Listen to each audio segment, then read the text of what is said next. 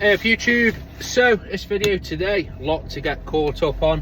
So first I want to have a chat with you about, I had a conversation with a customer the other day, and she used to be a mental health practitioner, doctor, nurse, something like that. And we got talking and we were saying about what it is that each of us think constitutes towards an overall good mental health. And I think gone are the days of man up and get on with it. In my opinion, it's perfectly okay to talk, and I think we live in a society now where people can talk and they feel comfortable and they won't be judged. I think in this industry it's hard because we work solo, and as well I find the problems that I have, even though I am perfectly on top of them, I don't think I suffer from any form of mental health problems, but even then, the problems that I have, so a late payer, it's frustrating. And you tell somebody and who's not in the gardening one, they're like, well, just tell them you want the money there, and then it doesn't work like that. Well, just, it's only 20 quid, what are you getting your hair off, and like other issues like where people are clock watching and or when they've got the bad attitude. It's like I said, it's all what affects us, isn't it? But anyway, with this customer, we're talking about what constitutes good mental health and what she thinks adds to it. And she said that a routine, good diet, good exercise. Obviously I can't attest to good diet and exercise, but I'm trying to shift a bit of weight. But what I think constitutes good mental health and contributing towards overall good mental health, well, I think, again, I am in agreement with routine. I think routine is very, very important. But I think a purpose is very, very, very important to people's mental health. I think having a purpose is hugely important. Whether it's something as daft as putting food on the table for the family, or working towards, a new mobile phone, or a new set of alloys, or a new bottle of aftershave, it doesn't matter. You've got to have something to aim for. And as well, laughter. For me, laughter is very, very important. And finding the funny side in things, and also finding a joy in things. I was doing a gardening work the other day, and I think I'm going to include it in this month's video, or I can't remember when. But it was a lovely day. You could hear the birds chirping. I had my podcast on, listened to some true crime story, cup of tea in hand. Customer bought some biscuits out for me. I wasn't mithered by him. I didn't feel mithered by him. I could just sit and relax. And I wasn't sitting, and I was just standing. I was just watching the world go by. And for me, that was a moment of joy in my life. So let's flip that on its head and talk about moments of anti-joy. And I want to talk about this Make Tax Digital. I was going to do a separate video about it, but at this point in time, I just don't know enough about it. So we're coming up now to where we're going to get that letter asking for your tax submission. Me personally, I always try and do my tax submission as soon as I get the letter. So as soon as that letter comes through, I'm on the phone to my accountant booking an appointment. I keep my books in good enough order that I can do a submission within a few days, to get ready for that. Basically, I do try and keep on top of it. So like I said, it's Make Tax Digital. From what I've gathered, if you earn over 50, you've got till next year to get all your Make Tax Digital sorted, and then I think is it 20 or 30 the following year. So either way, next year I need to do it. To be Make Tax Digital compliant, you've got to use some form of online or digital software. And I was talking to my mate about this, and he was saying that he threw up a good point, and he was saying that do the people, because I told him, so for me, I've started, so I use Zoho Books, and it's a free plan, and I've started doing basically, so all of my books now I'm doing through Zoho Books. So if I buy something, to put it through Zoho Books, invoicing everybody through Zoho Books. I've had to manually enter every single customer, I was talking to my mate about that, and he says to me, are your customers okay with that? And I said, what do you mean? He says, well, you're putting everybody's details onto an accounting software. Now, in all fairness, I just put their name, maybe their address. I don't need to put, because I don't need to send these invoices, you know, I haven't got an email to, you know, for most of them. But like I said, and he says, well, do people know that you're doing that? And I says, well, and I explained to him, but I suppose in a weird sort of way, if the government's got access to your Make Tax Digital and your books and submissions, so they're doing that through Zoho Books, could they have access to everything else on there, which is who you work for? I don't know. Like I said, I don't, you know, tinfoil hat time. But anyway, so like I said, I have gone on to the Make Zoho Books. I start as a mean to go on. I'm invoicing everybody every day through the Zoho Books. I've got to get to grips with it, I'll be honest with you. It's a big learning curve for somebody like myself, but I am confident of it, and I am confident that it will, you know, it will lead to, you know, it will benefit. I like to think it will benefit us in the long run, but part of me thinks it is just a sort of a cash grab, and it's one more step towards, you know, the Big Brother state. Like I said, I believe the biggest conspiracy theory is that there's no conspiracy theory. A bit of a tongue-in-cheek one there for you, but as I said, it is frustrating, and like I said, and it's for me as well, it's, I've got to speak to my accountant about this, and I'm going to ask him, does he want the same amount for a quarterly submission as the main submission? And if he does, I'll be honest with you, I'm going to do it myself. But then I'm thinking to myself, again, tinfoil hat time, is if everybody else has to pay that, everybody else will think, well, I'll do the submission myself through the Zoho Books or the app. Now, if they aren't as good as an actual accountant, well, in a way, you're being put in a situation where you're going to do it yourself, but you're not going to end up being able to claim as much back as yourself. So what you might be able to claim back, you'll lose, but what you'll pay to the accountant, you'll save.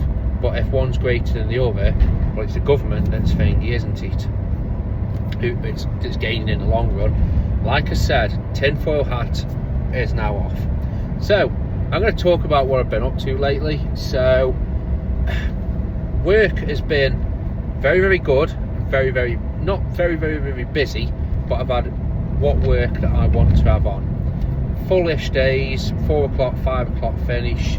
I have been working the odd weekend, and I'll explain. So I did say at the start I don't want to be working weekends, but there's commercial jobs that make the most sense to get it done on a Sunday, which I don't mind, and I've been doing odd little bits on a Saturday or a Sunday. So it's like I mowed the missus's mum's lawn on a Sunday, because that's when I see my missus, and then I did a cut yesterday for a customer, because it's just convenient, and it's my choice, if you get what I mean. It's me, I can pick if I want to go work on that day.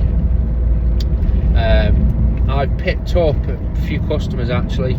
It's weird, and I always say this, you don't know where this industry will take you as a whole, in the sense that, so look on YouTube, and the reason I pick YouTube out is because it's where you can actually see it.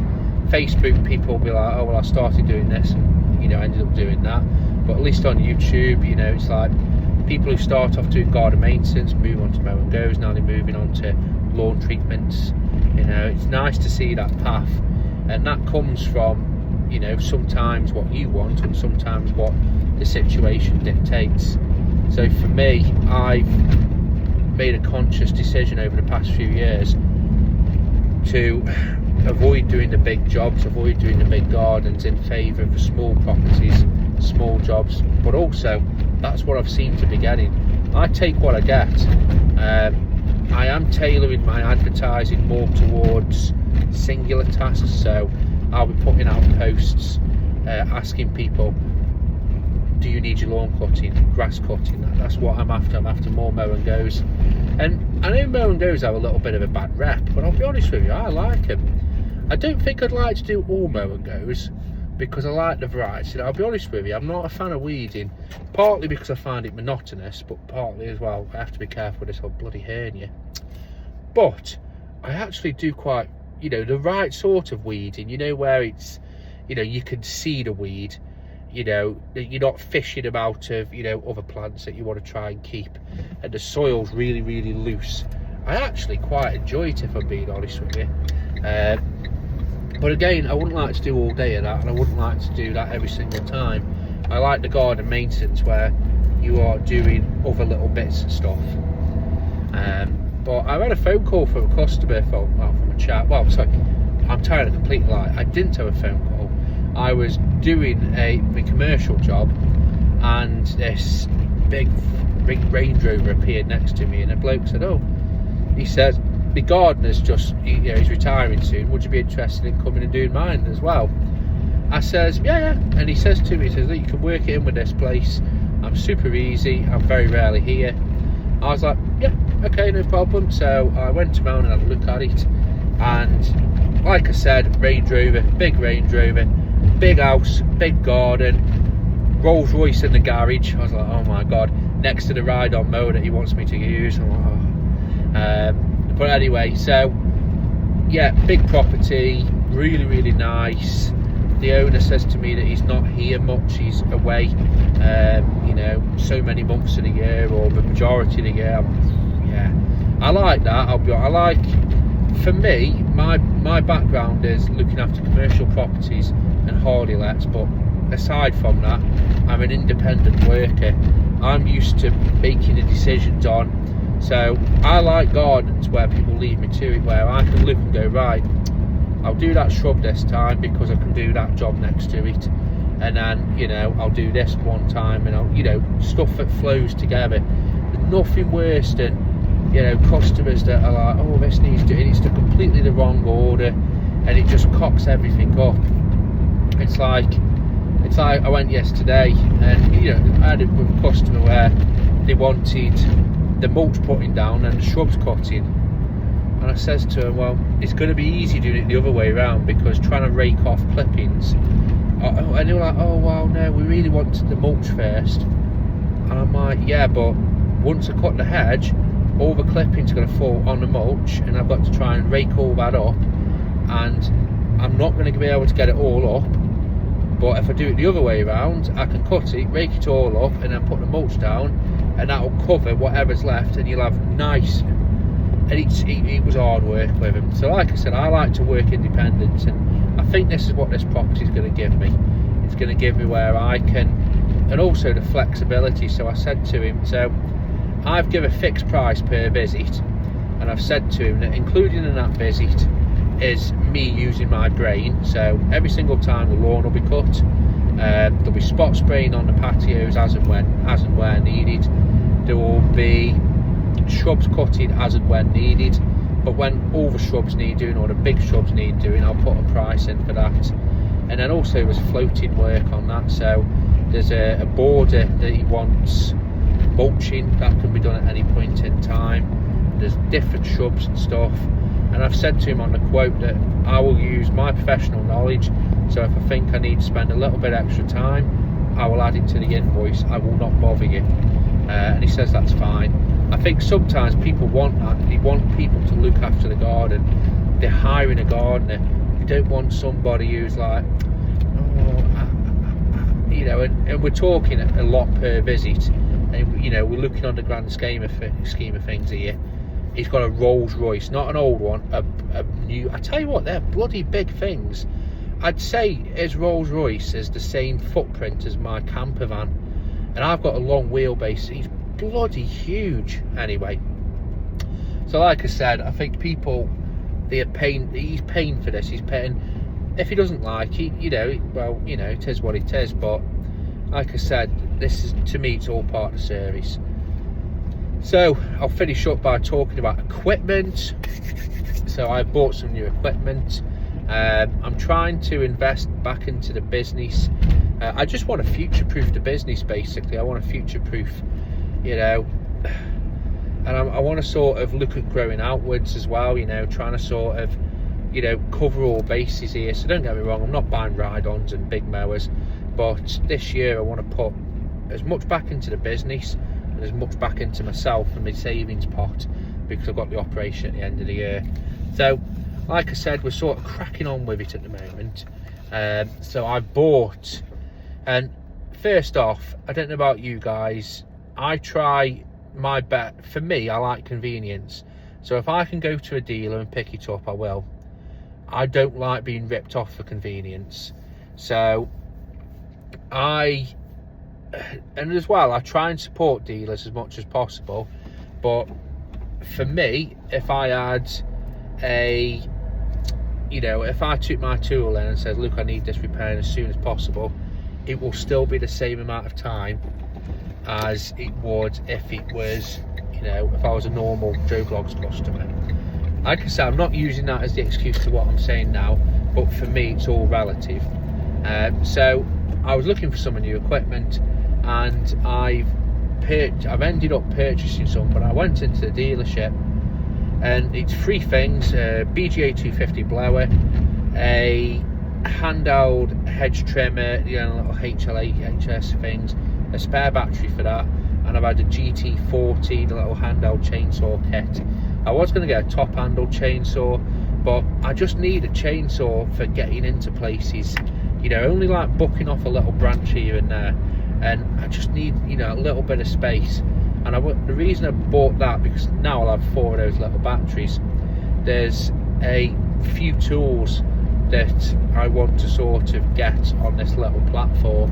So again, it's like as well, they've got a little compressor. I'm going to buy that at some point, but I can buy that body only now because I've got the batteries. I like having a compressor in the van because it's easy. If I have to pump a tyre up or pump my own van tyre up. So like I said, and I've seen as well that they do the little pressure washer. You will not be able to power wash slabs with it, but what I want it for is power washing grass boxes underneath the mowers, even the van to an extent, just to keep on top of it, because it can just be fed from a water barrel. So I bought all that, and the dealer, I priced it all up on the internet, and then I priced it up through the dealer. I was there for about 45 minutes while he was faffing around on the computer. First one was in stock, then it wasn't in stock. First it was this price, then it was that price, and then it was a lot more, then it was a lot less because he'd put the wrong one on. It was like he'd never used the system before, and then he'd come back and so it's going to be, and he wanted, for the 3 things, it worked out about £150 more than I could get it online. Now I bought it online in the end, and it will be coming this week. Like I said, I love convenience, I love picking stuff up off the shelves, but for me £150 is a lot more. That's like the price of another one of those tools. I don't know how he got to it. And as well, people are like, oh well, he's killing the local dealer. The place that I bought it from, they have a shop front as well, so they're keeping a big building going. But anyway, I've done a lot of soapboxing today, haven't I? So with this new customer and other work that's come in, I am pretty, I don't want to say it, but I'd say I'm pretty full, to be fair. And for me, because this is work going on and on and on, I'd say for the most part I'm pretty comfortable at this point in time with work. I can always take a little bit of extra on, but like I said, I am trying to be a bit careful with what amount of work I take on. As in, I don't want to be doing super loads weekends again. I don't want to be doing weeding. So have a good day, guys. As usual, keep on gardening.